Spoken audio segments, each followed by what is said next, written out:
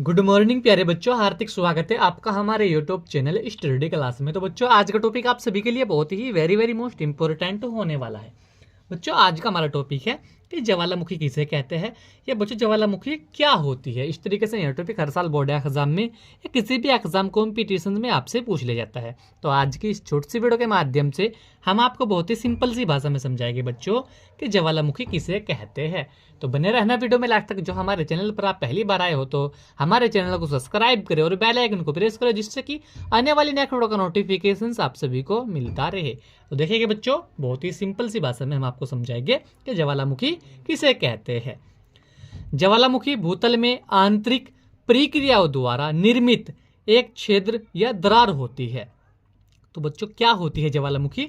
ज्वालामुखी भूतल में आंतरिक प्रक्रियाओं द्वारा निर्मित एक छिद्र या दरार होती है, जिससे क्या होता है बच्चों, ज्वाला अर्थात तप्त एवं तरल लावा या मैग्मा, गैसें, शिलाखंड, वाष्प, राख आदि पदार्थ भूमि गर्भ से बाहर निकलते रहते हैं, ज्वालामुखी कहलाती है, ये कहलाता है। तो बच्चों क्या होता है ज्वालामुखी? ज्वालामुखी भूतल में आंतरिक प्रक्रियाओं के द्वारा निर्मित छिद्र या दरार होती है, यानी कि कोई छिद्र हो जाता है धरती के अंदर या कोई दरार होती है, तो बच्चों वही ज्वालामुखी होती है। तो इससे क्या होता है, जो हमारा ज्वाला है यानी कि ज्वाला या ताप, जो ताप होता है, तप्त जो होता है बच्चों में या तो तरल लावा होता है या मैग्मा या गैस होती है या शिलाखंड या वाष्प, राख आदि जो पदार्थ होते हैं, ये भूमि गर्भ से बाहर निकल, भूमि के अंदर से बाहर निकलते रहते हैं, जो यानी कि जो दरार या छिद्र होते हैं उससे बाहर निकलते रहते हैं। ठीक है बच्चों, तो इसी का हम कहते हैं, उसे हम क्या कहते हैं बच्चों? ज्वालामुखी कहते हैं।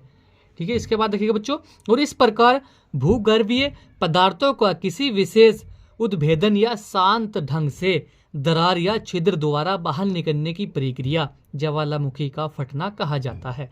तो बच्चों ज्वालामुखी क्या होती है? ज्वालामुखी ये होती है जो बच्चों जो भूतल होता है, इसमें आंतरिक जो अंदर के जो धरती के अंदर जो बच्चों प्रक्रिया होती है उसमें उसके द्वारा निर्मित छिद्र, या तो कोई छिद्र हो जाता है या कोई बच्चों दरार आ जाती है, तो उनसे क्या होता है, ज्वाला या ताप, लावा यानी कि तरल लावा या मैग्मा या गैस या शिलाखंड या वाष्प, राख आदि पदार्थों के रूप में धरती के अंदर से निकलते रहते हैं, पदार्थों के रूप से बाहर निकलते रहते हैं। ठीक है बच्चों, तो उसको क्या कहते हैं? हम ज्वालामुखी कहते हैं। तो बच्चों इस प्रकार भूगर्भीय यानी कि धरती के अंदर से पदार्थों का किसी विशेष उद्भेदन या शांत ढंग से दरार या छिद्र द्वारा बाहर निकलने की जो बच्चों प्रक्रिया होती है उसको हम ज्वालामुखी का फटना कहते हैं। ठीक है, इसके बाद देखिए, और ज्वालामुखी से निकलने वाले पदार्थों में से गैस वायुमंडल में विलीन हो जाती है। यानी कि बच्चों जो भी कुछ छिद्र के द्वारा जो धरती के अंदर छिद्र या दरार होती है उससे निकलते हैं, कोई लावा वगैरह निकलता है, जो भी कुछ निकलता है, जो भी कोई पदार्थ होते हैं बच्चों, उनमें जो गैसें होती है वायुमंडल में विलीन, यानी कि वायुमंडल में मिल जाते हैं, हमारे